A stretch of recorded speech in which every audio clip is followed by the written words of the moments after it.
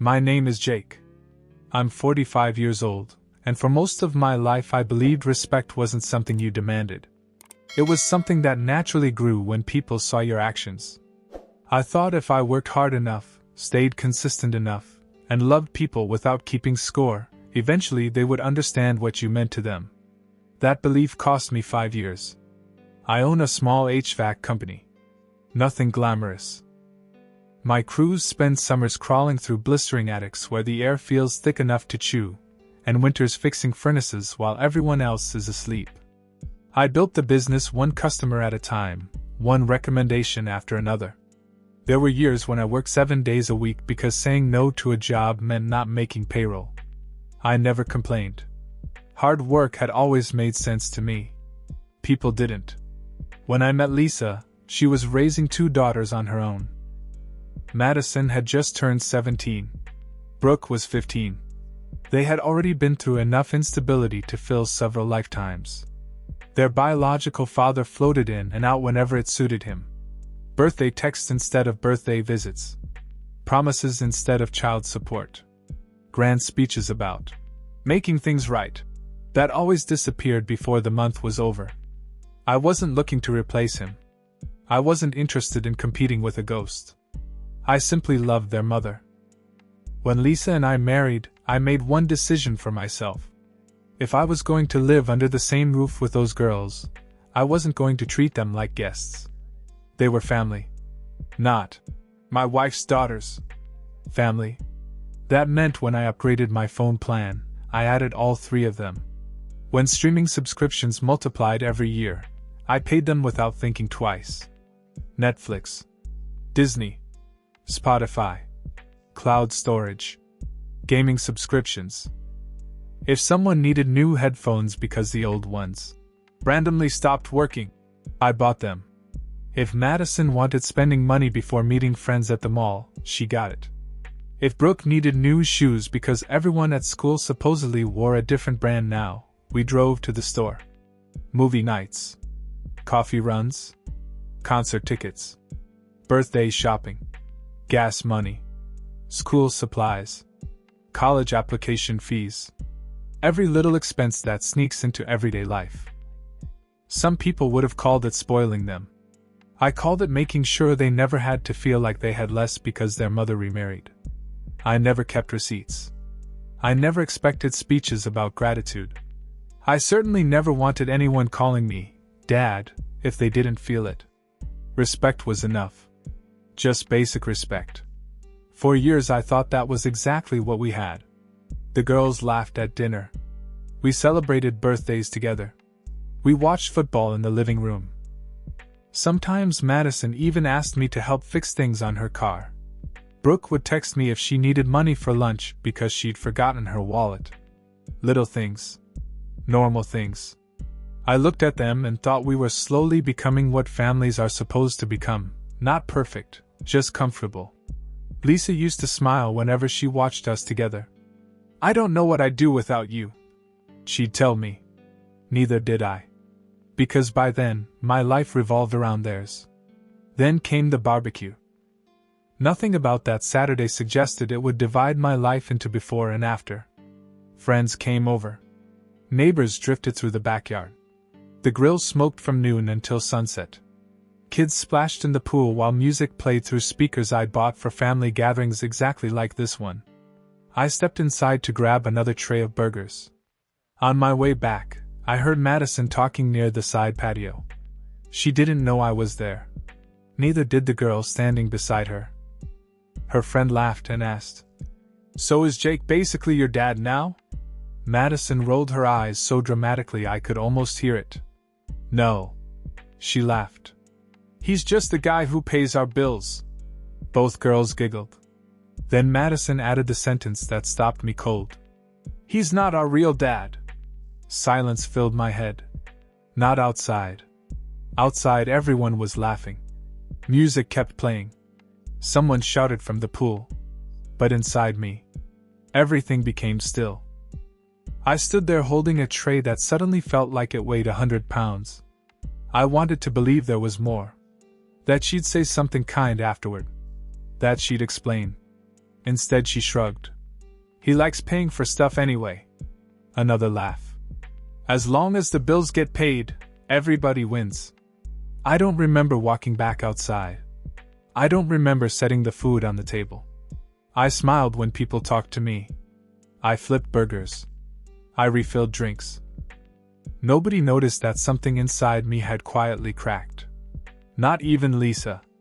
Later that evening, after everyone had gone home and the backyard had finally fallen silent, I asked Madison and Brooke if we could sit down for a minute. No anger. No accusations. Just a conversation. I overheard something today, I said calmly. Madison looked annoyed before I even finished. What? I heard you tell your friend I'm just the guy who pays your bills. Neither girl looked embarrassed. Madison actually laughed. So? Brooke leaned back in her chair with a grin. It's true. I looked from one sister to the other. I've never asked either of you to call me Dad. I know. But hearing that, I paused. Hurt. Madison crossed her arms. Why? Because I thought we were family. She shook her head. We're not.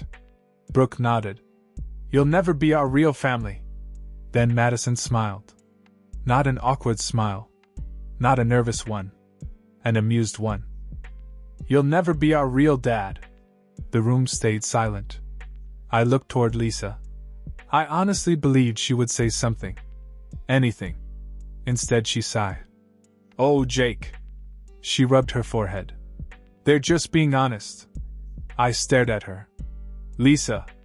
Don't take it so personally. She reached for my hand, but I pulled it back without thinking. They're young. They didn't mean anything by it. And please. She looked exhausted already. Don't start an argument over this.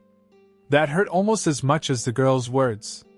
Because in that moment, I realized I was standing completely alone inside my own home. I did not argue with them that night. I did not raise my voice, slam a door, or remind anyone whose name appeared on the mortgage, the utility accounts, and nearly every receipt scattered through that house. I simply nodded, stood from the table, and walked into my office. Behind me, Brooke laughed under her breath. Lisa told her to stop, but there was no force in it. No anger.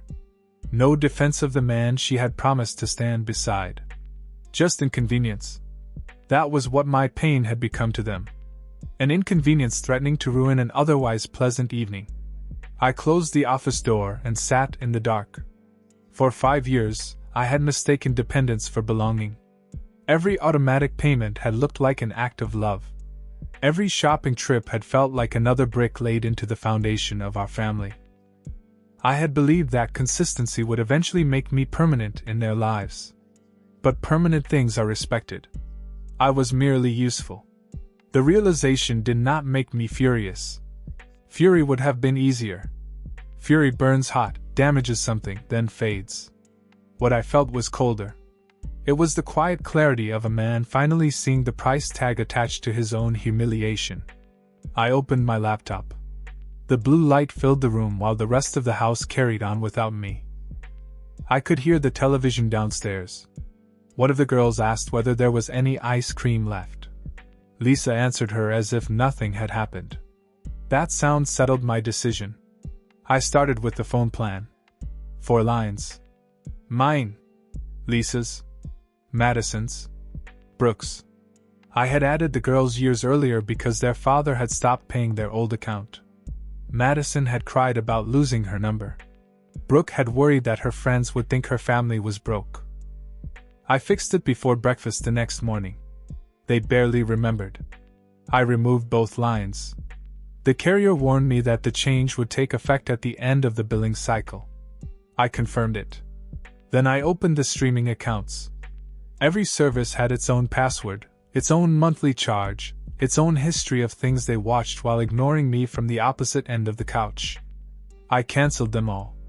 Movies. Music. Premium channels. Cloud storage. The family gaming membership Brooke insisted she needed because all her friends had it. Gone. After that came the cards. Madison had one connected to my account for gas, food, and emergencies. Over time, emergencies had become coffee, cosmetics, restaurant tabs, and clothes she wore once before forgetting in the back of her closet. I froze it. Brooke's spending card followed. Then I deleted the automatic transfers I sent every Friday. The money had started as lunch cash. Somehow it had become their entitlement, arriving with the certainty of sunrise. I watched each confirmation appear. Cancelled. Removed. Disabled. There was no satisfaction in it. Only balance. For years, they had defined the terms of our relationship without telling me. I was not their father. I was not family. I had no right to expect loyalty or even kindness. Very well. But they did not get to choose only the half of that arrangement that benefited them. If I had no place in their hearts, they would no longer have unlimited access to my wallet. I left every essential untouched. The roof remained. The electricity remained. There would still be food in the kitchen, heat in winter, and safety under my name. I was not abandoning them. I was ending the luxury of being despised at my own expense. The first complaint came 2 days later. Madison walked into the kitchen holding her phone. "Did you change something on the account?" I continued drinking my coffee. "I removed your line." She stared at me. "You what?" "At the end of the cycle, you'll need your own plan." Her face changed from confusion to outrage so quickly it might have been practiced. "You can't do that." "I already did." Brooke came downstairs halfway through the conversation, wearing the wireless headphones I had bought her for Christmas. "Why isn't the music account working?" "I cancelled it." She pulled one side of the headphones away from her ear. "Why?"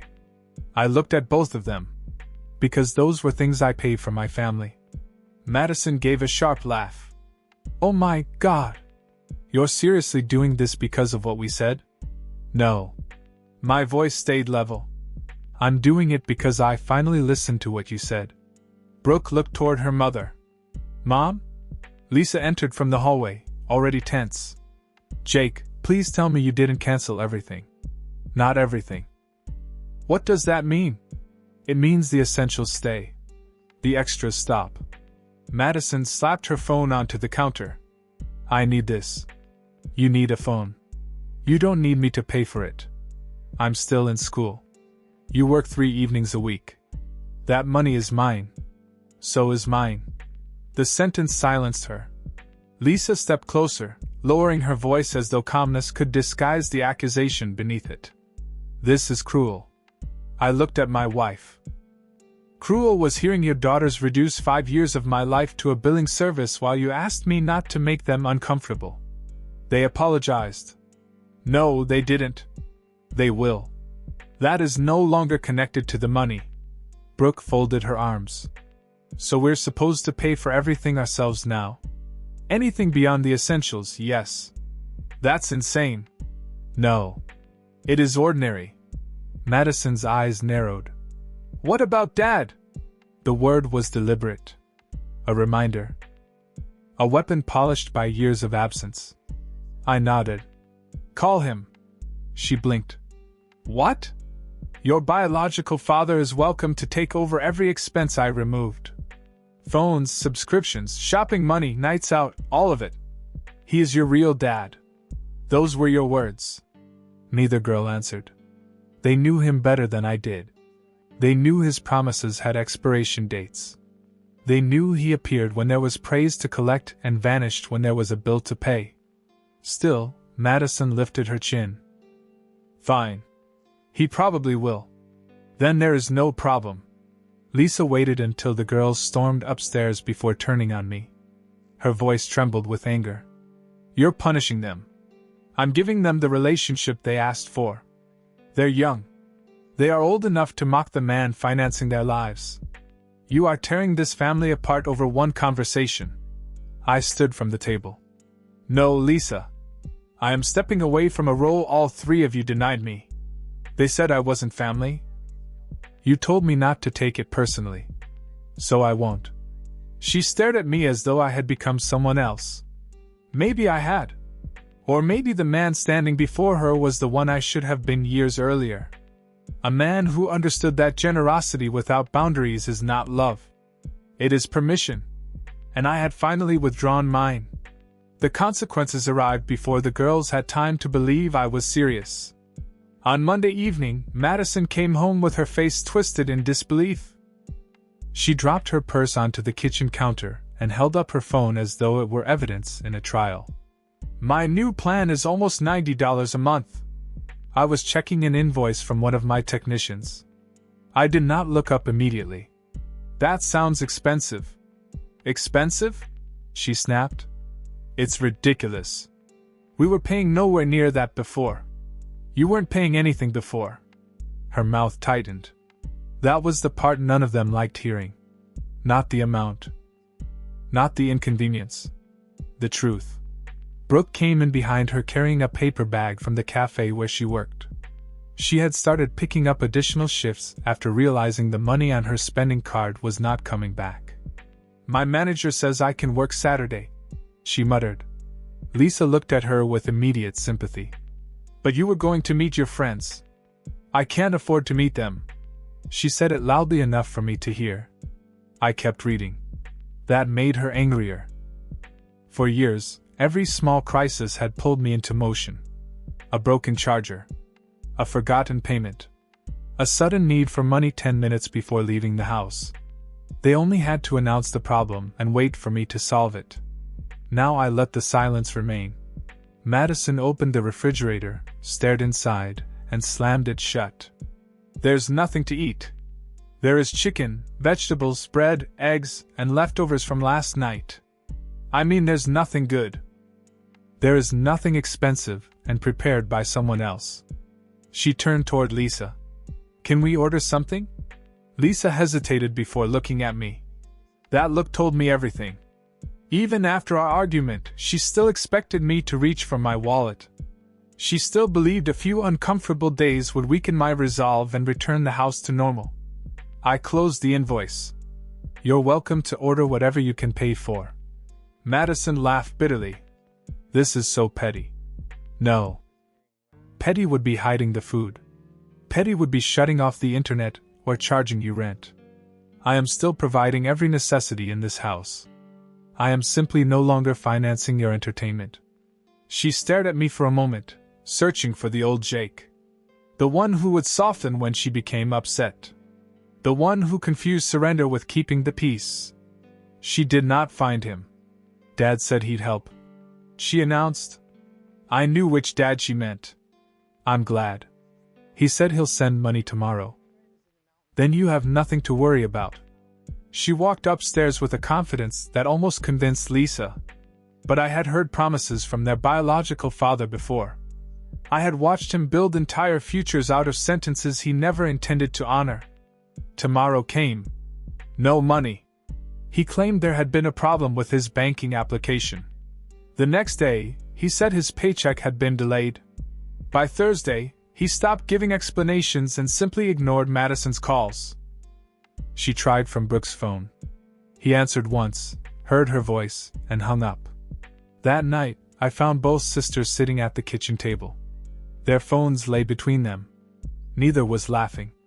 Brooke had tears in her eyes, though she kept wiping them away before they could fall. He blocked us, she said. I stopped near the doorway. Madison looked exhausted. The confidence she had worn all week was gone. He didn't block us, she said quickly. His phone is probably off. Brooke shook her head. I called from work. It rang until I said my name. Madison stared at the table. For once, she had no excuse left to protect him.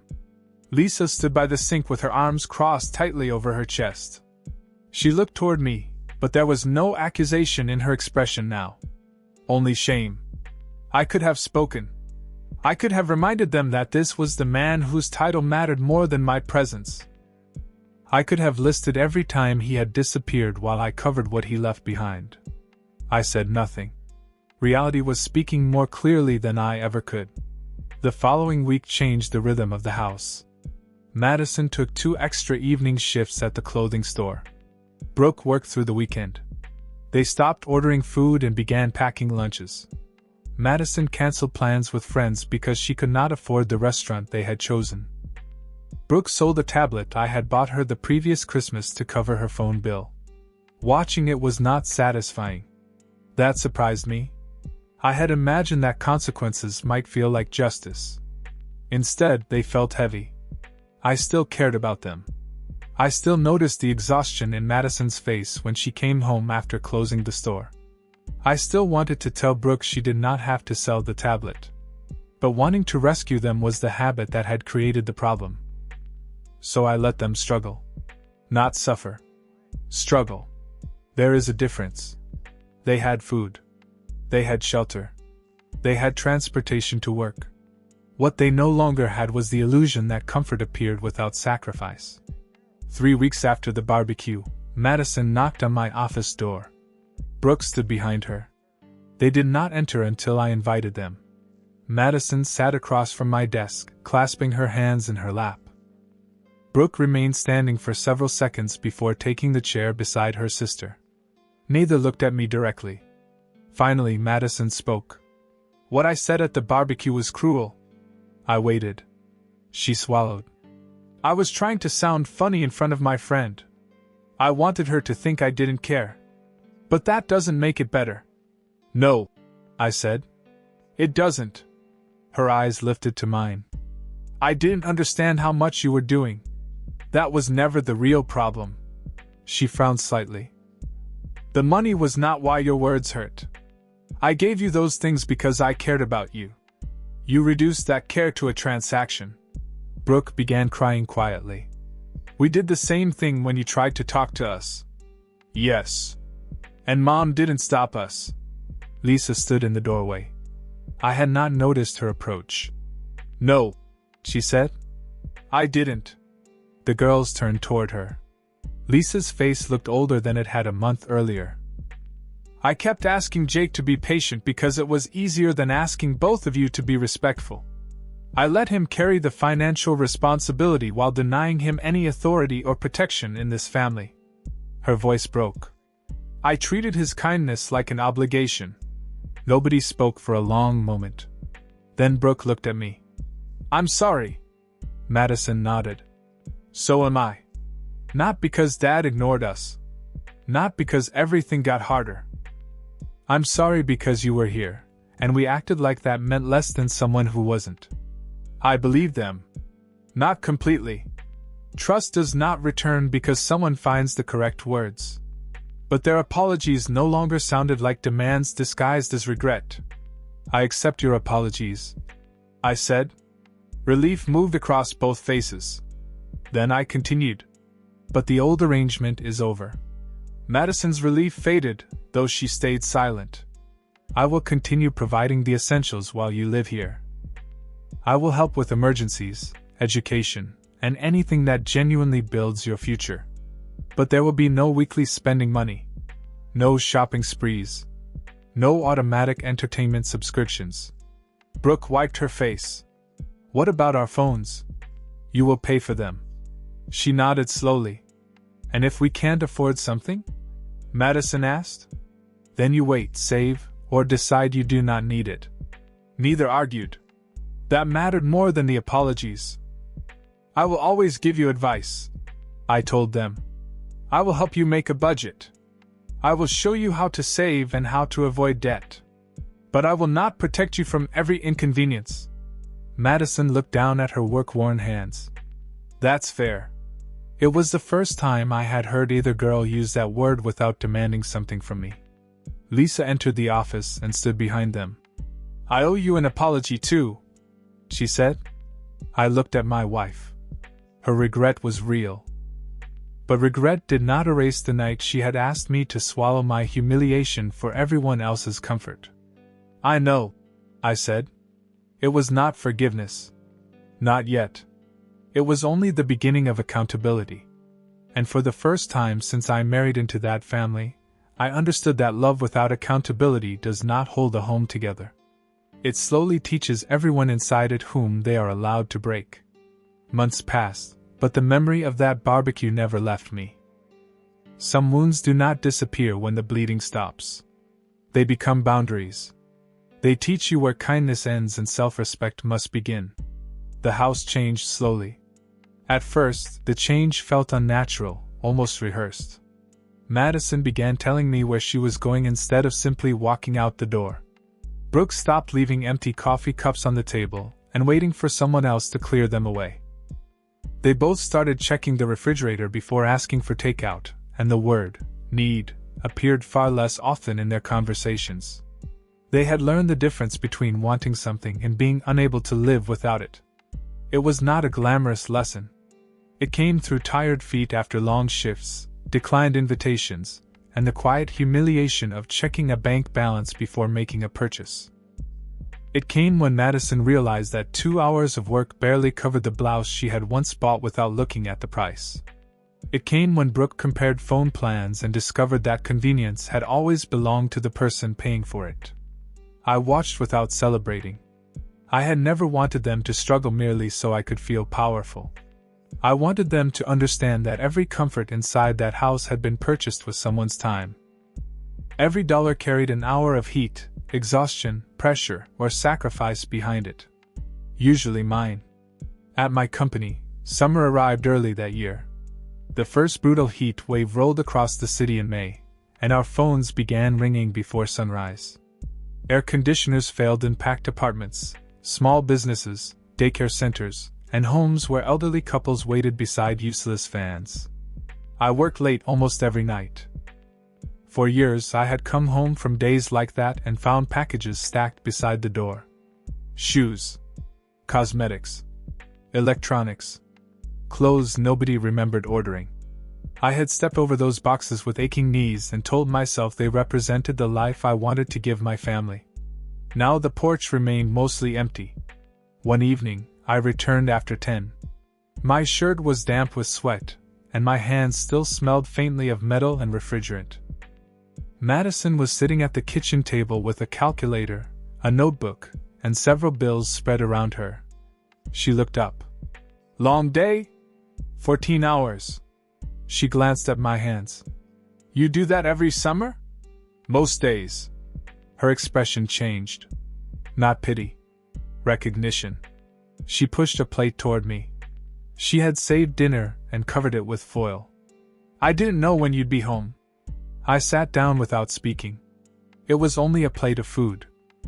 But for 5 years I had come home carrying everyone else's needs and found no evidence that anyone had considered mine. That small gesture reached somewhere words could not. "Thank you," I said. She nodded. Then she looked at the bills in front of her. "I'm trying to save for a better phone. I can buy one in about 3 months if I stop eating out. You could buy a used one sooner." I thought about that. I showed her what to check before buying one secondhand, how to verify the serial number, test the battery, and avoid financing offers designed to make a cheap device expensive. She listened. That became our new relationship. Not money handed across the table. Knowledge. Brooke changed too. She had always been the more impulsive sister, the one who could turn boredom into a shopping trip and disappointment into a purchase. After several months of paying her own expenses, she began keeping envelopes in her desk. Phone. Savings. Car. Emergency. She showed them to me one Sunday afternoon. "Is this stupid?" she asked. "No. It is simple. Simple usually works." She smiled. I saved $400. I remembered how easily she once spent that amount during a single weekend. "You earned it twice," I told her. "What does that mean?" "You earned the money. Then you earned the right not to spend it." She wrote the sentence on the front of her savings envelope. The atmosphere in the house became quieter, but it was no longer the silence of resentment. It was the quiet of people finally carrying their own weight. There were still difficult moments. Madison sometimes became frustrated when her friends traveled or bought things she could not afford. Brooke occasionally asked whether I might pay for something. Just this once. Lisa sometimes slipped back into old habits and tried to soften every consequence before it reached her daughters. But the difference was that we spoke about it. No laughter. No dismissal. No one told me I was taking things too personally. One night, Lisa joined me on the back patio after the girls had gone to bed. It was the same patio where I had overheard Madison reducing me to a man who paid bills.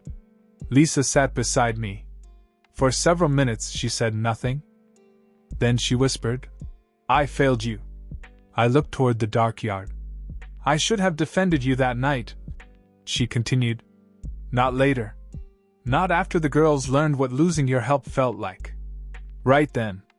"Yes." She flinched at the simplicity of my answer. I no longer protected people from truths they had earned. "I was afraid," she said. "Of what?" "That if I pushed them, they'd say I chose you over them. So you chose them over me." Her eyes filled with tears. "I told myself I was keeping the peace. You were keeping yourself comfortable." She nodded. There was no argument left in her. Only honesty.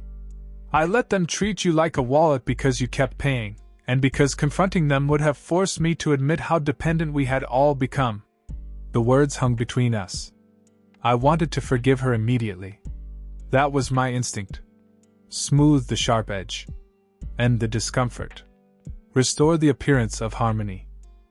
But appearances had nearly destroyed us. "I love you," I said. "But I will never live that way again. I know. If they disrespect me, you speak. If I am wrong, you tell me privately. But you do not stand silent while they erase me. I won't. And this is not about money. I understand that now." I studied her face. For the first time, I believed she did. By autumn, Madison had purchased her phone with money she had saved. It was not the newest model, but she treated it more carefully than any device I had ever bought her.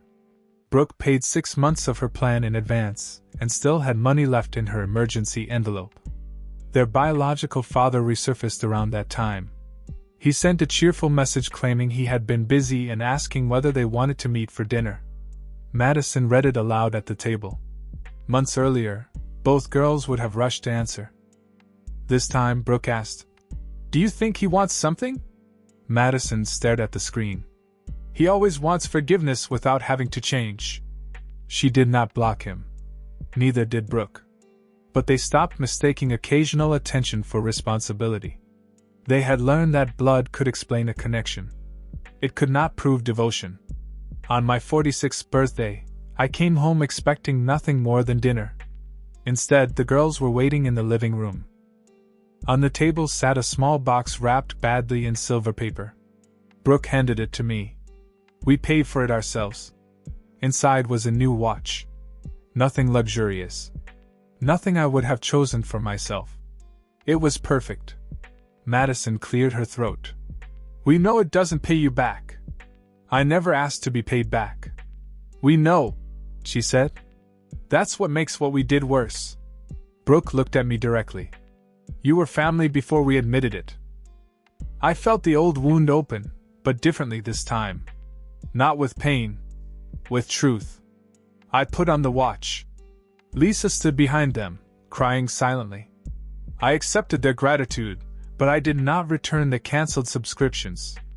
I did not restore the allowances or the endless shopping money. Love had returned to the house, but dependence had not. That distinction saved us. I had spent years believing sacrifice alone could build a family. I was wrong. Sacrifice without respect only teaches people that your limits do not exist. Sometimes the most loving thing a man can do is stop rescuing those who have mistaken his devotion for weakness. Stepping back did not destroy my family. It revealed whether one had ever existed. So tell me honestly, was I wrong to make them live with the consequences of their own words? Or should I have continued paying for the privilege of being treated like nothing?